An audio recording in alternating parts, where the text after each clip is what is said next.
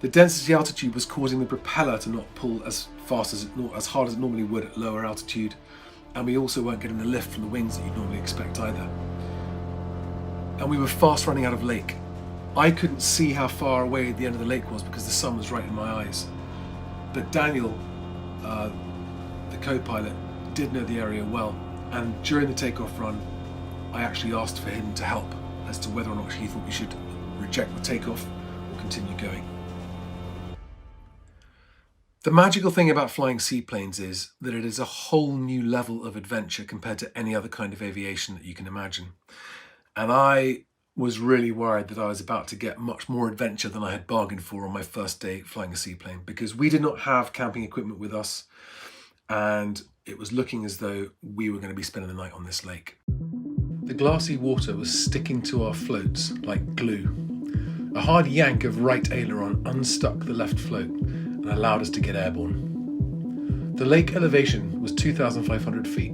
We were heavy and there was no wind. The density altitude made the takeoff run a full 2 miles or 3 kilometers, and climb performance was feeble, but I coaxed my fully laden dream machine up and over the 4,000 foot terrain towards our overnight stop.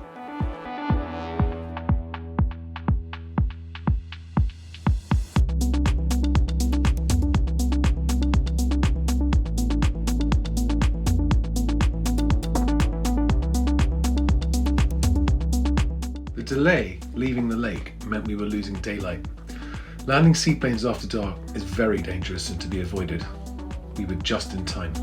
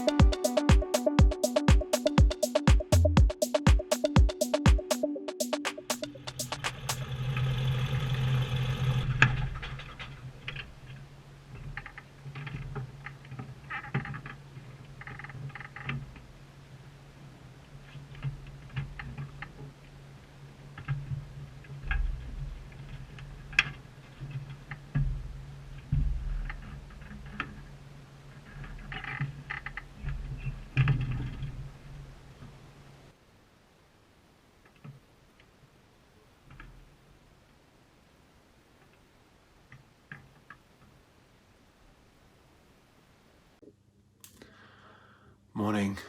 This was my bedroom last night. My bed and my very uncomfortable sleeping bag that was a cheap and nasty one. False economy, never works. Just had a shower and dried myself with my t-shirt. It's like camping. Day 2 with the seaplane. I was about to say I hope it's as good as yesterday, but they had an interesting second flight yesterday. We nearly got stuck up in the mountains. So we are actually up in the mountains in Norway now. I don't know exactly where. I'm about to find out. Don't really know how to describe this place, this building. It's like it's an old disused shop. This is the coolest airplane refueling there is, I think. So this is where we stayed last night after our first night in the seaplane. This is the mountain base for Scandinavian seaplanes.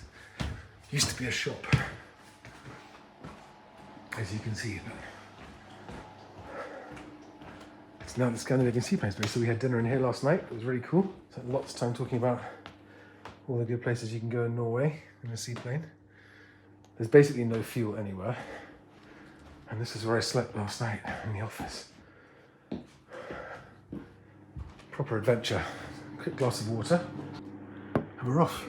I'm going to do a right circle just while we're still warming up and do the power checks. Yep.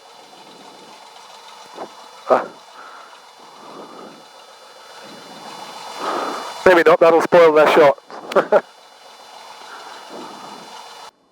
This lake's elevation was 3,000 feet, but we were only 2 people and we had a useful breeze on the nose. I was excited, but this takeoff would make my airline pilot passenger, but seaplane newbie, very nervous. Full, yeah. You can help me if you want, it's very strong.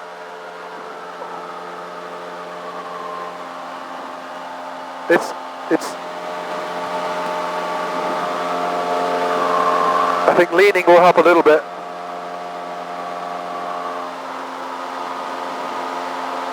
Yeah, but it's coming. Yeah, very slowly, but it is. And maybe push some right rudder. No, keep it pulled. Okay, I reckon it's okay now.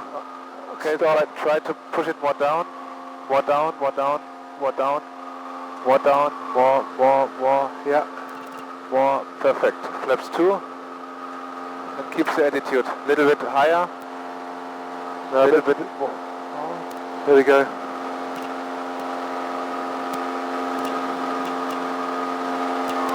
Speed increasing.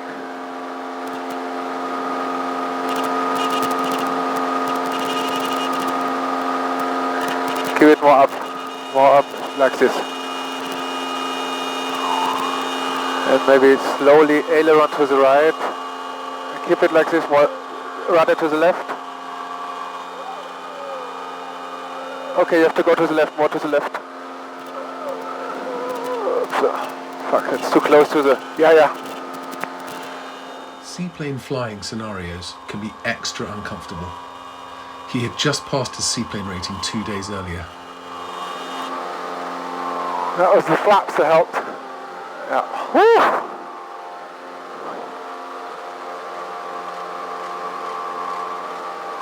Let's get some airspeed. 60 knots.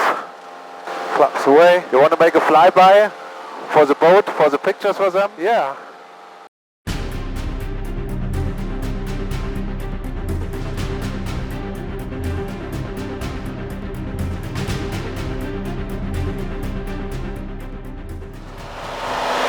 That was a good idea. So I'm just talking to Daniel. So we do one landing in fjord to show you the fuel station, and then we come pick him up. Okay.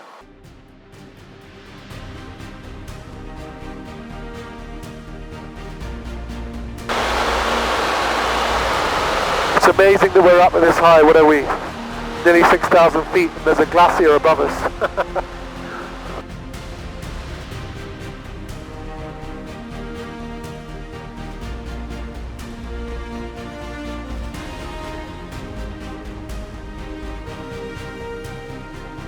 And there's a hotel directly where the street is coming up. Oh, that's the one we came up. Ah, okay. There's a lake. A week earlier, my passenger's girlfriend and Daniel encountered poor weather and were forced to land here. They were lucky, as this remote hotel is the only building of any kind for many miles. They stayed the night, and in the morning the weather still wasn't flyable, so she hiked 5 hours to the nearest road so that my passenger could meet her by car and reunite her with her children on this snaking mountain road. There's a hotel on the cliff, and you look into the canyon from the hotel. See. Wow! Wow!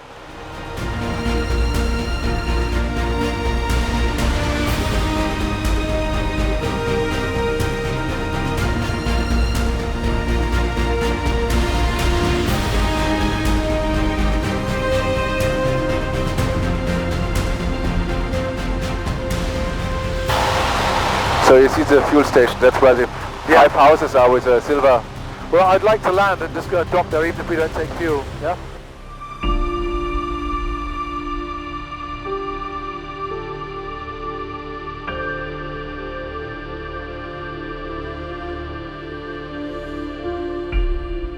Two days later, my 6-year-old daughter Clara was due to join me in Norway, and I was planning to bring her here in the seaplane to a hotel with a dock on the fjord.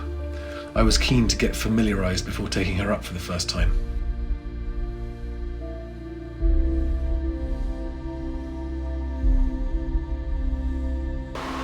Or we can land here and do a traffic pattern and taxi to the hotel. Yeah. I'll just do a descending turn and come down.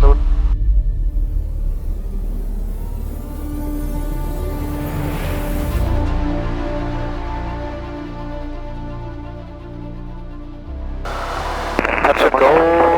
I wouldn't do a touch and go because there's a power line at the end. So I would.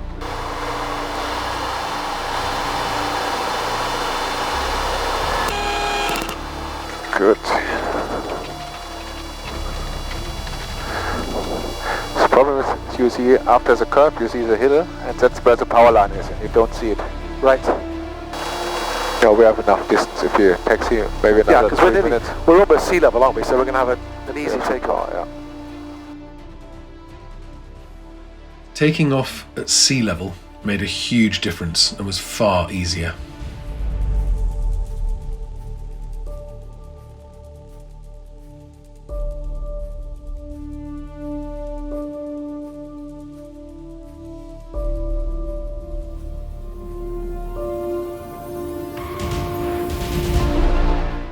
This trip had been many years in the making and a long time coming. I was finally here, building experience in my own shared seaplane in one of the most beautiful places in the world, getting ready for my daughter to arrive. I was in my absolute element.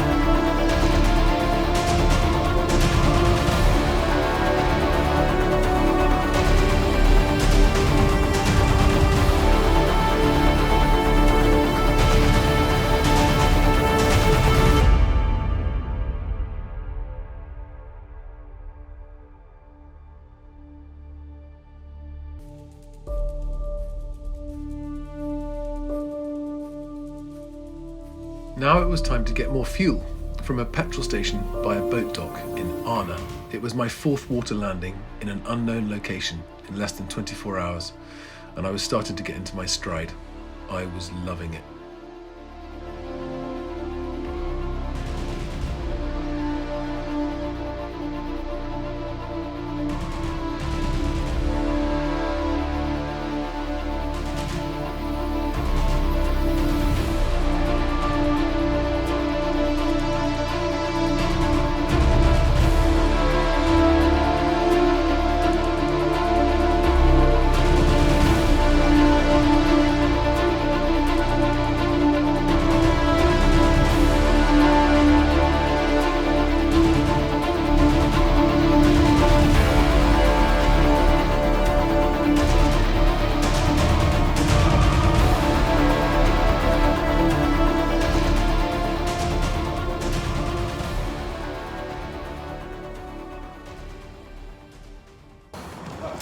Seaplane pilot life. It's just always a fuel mission, basically.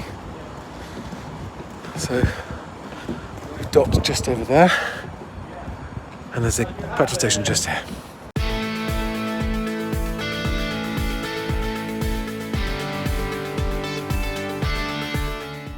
What fish are they? Are they mackerel? Mackerel. They're behind there too. They're feeding on the little fish. Yes.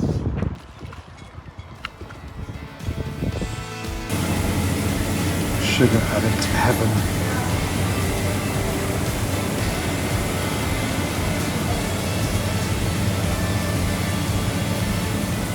Just had a quick chicken burrito in this place we got the 98 octane unleaded for. We just fueled up 120 litres and I'm now heading back to the plane for a very short flight from, this is called Arna, this marina, to Sandviken in Bergen, back to where we started from yesterday.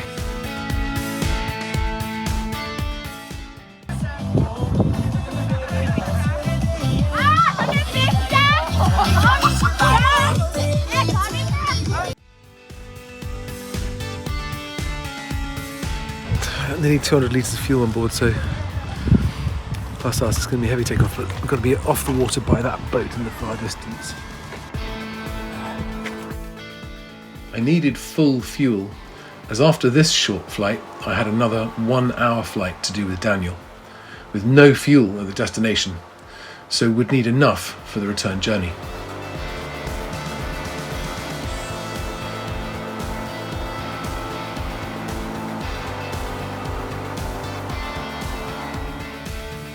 Sometimes it helps a water takeoff run to use the flaps once on the step, but I clean forgot them on this run.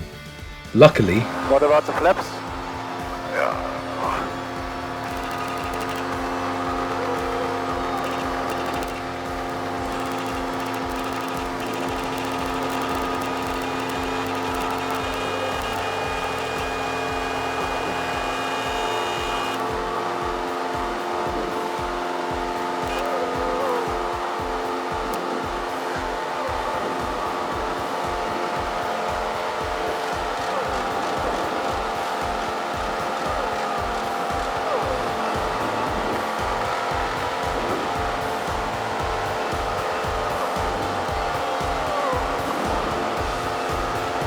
Shall I reduce the RPM for you a little bit?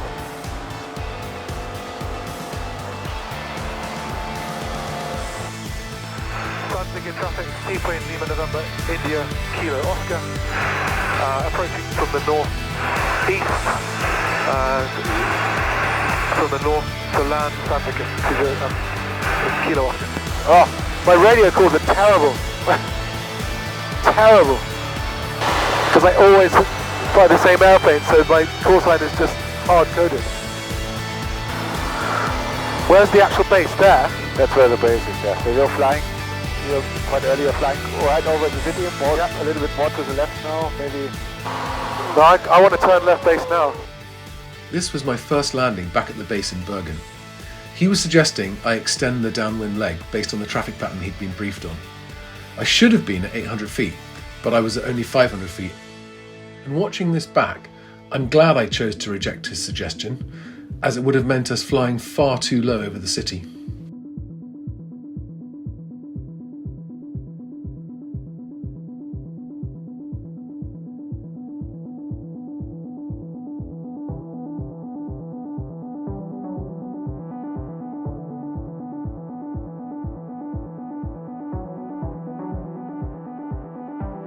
The only approved floats available when we bought this plane were oversized PK 3500s, which have a weight penalty, useless water rudders, and a poor early hull design, which makes taking off harder.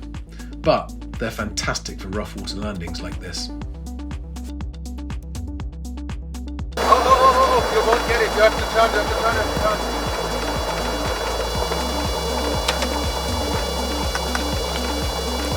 I'm in the middle of pumping the floats out. It's exhausting. On one side, go to this side, but I just saw this ship, thought it'd be cool to film it.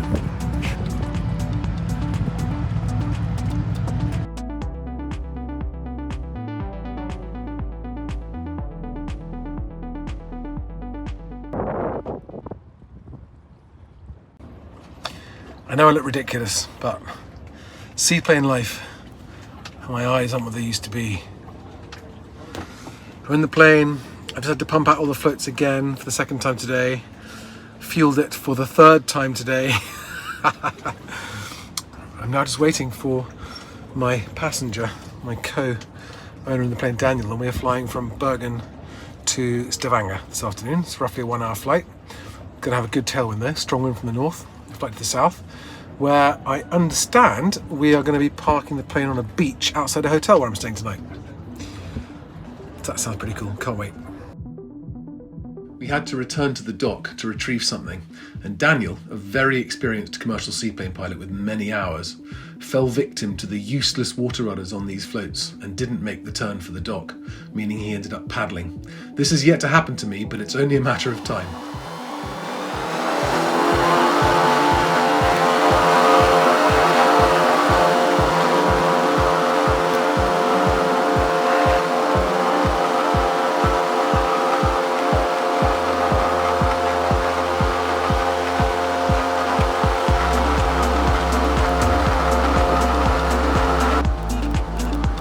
There's some kite service right in front, make a little bit to the left.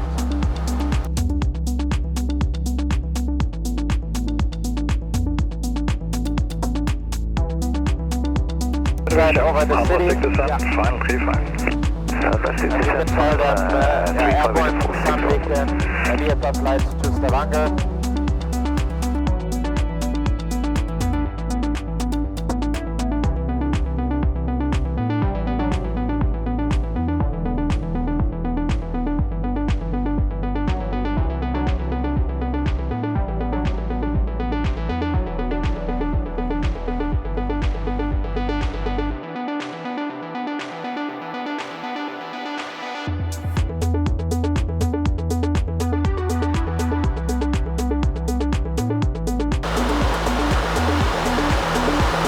Got a 27 knot tailwind.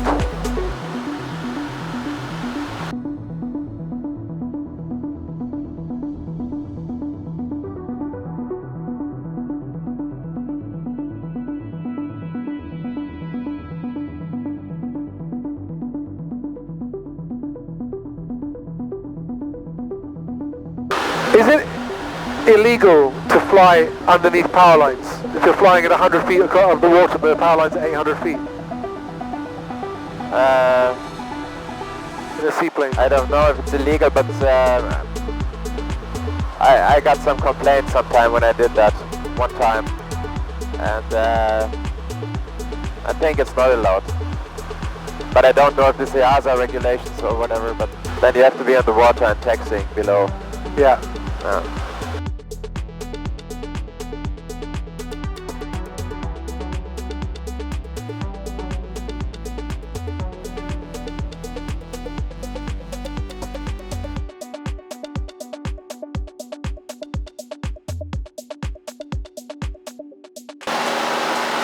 Adam, Stavanger at 1,000 feet.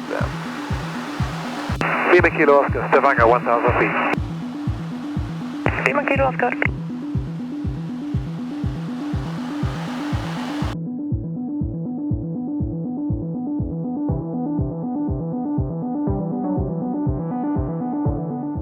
Orbit over the seaplane base to check the conditions before we land. Lima Kilo Oscar, approved as requested. Process Lima Kilo Oscar, thank you. So you're like about 600 feet? Yep. This is cool! Yeah.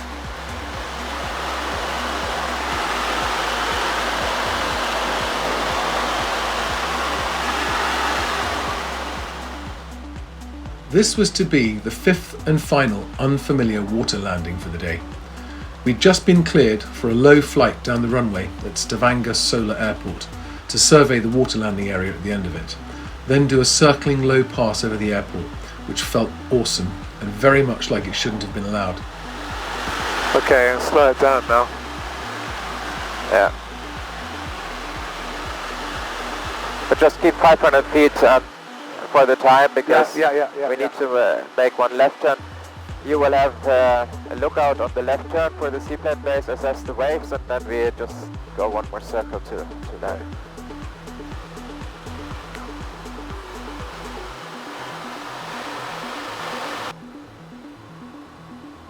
It wasn't to be the beach landing at the hotel that I had hoped for. So yeah, there are some waves. And then there's the dock. You see it on the by the cars? Yeah. Yep. Is that where we're parking? Yes, that's where we're parking. So you can do a left turn now and going back.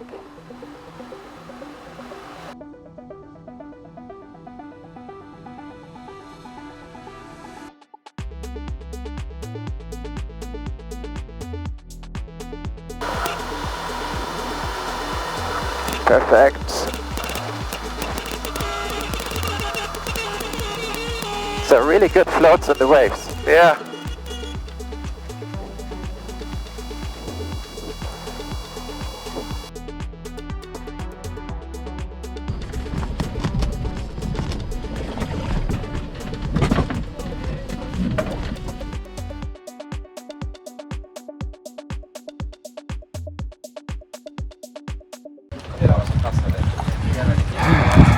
Just landed this time. At home in the Cessna. In my white, yeah. I've got a long range one back in England. Yeah. I've had it for 18 months. I've done 50,000 kilometers. No. Yes. Yeah, everybody in Norway has a Tesla almost. Yeah, I know. You guys are way ahead of us. No, but it's because there's no VAT on it. Daniel had business in Stavanger. I was booked in at the Solar Strand Hotel and was looking forward to a hot meal and a comfortable bed. Look at that view. Oh yeah, after sleeping on that sofa last night, this is a real treat. I can sit here and watch the sun go down while I sort out all the video footage from today and download it all. Oh, wow.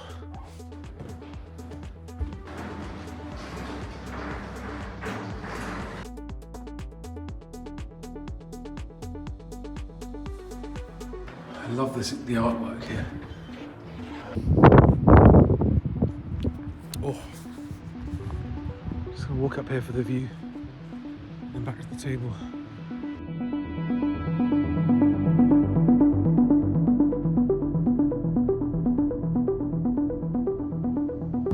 Three flights. Can't believe I woke up in a sleeping bag in a storeroom this morning, and now that's my room for the night tonight. Hopefully 2 nights.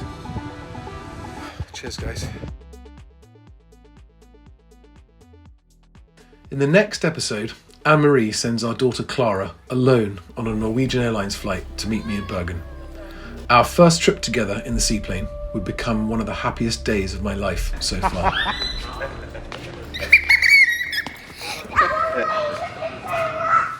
Today, quite possibly, right up there, one of the best days of my life.